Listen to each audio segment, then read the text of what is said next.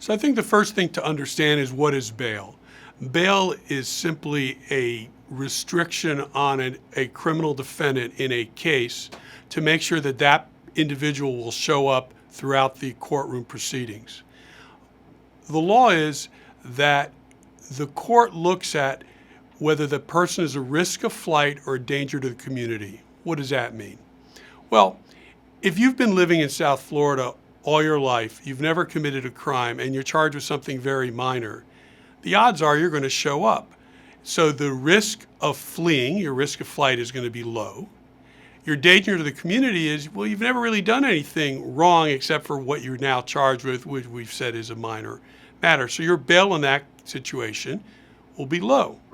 But if the charges are very serious and the government believes that you might flee, then the court is, if convinced of that, is going to set the bond much higher financially, because your risk of fleeing is higher because you're looking at so many years that you might flip out and run away.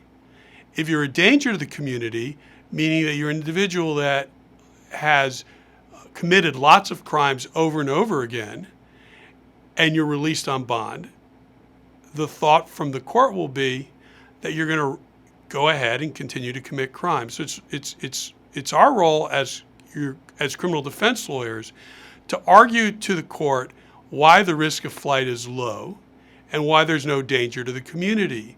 Because one of the things that we always want is our clients to be out of custody to help prepare us to help them.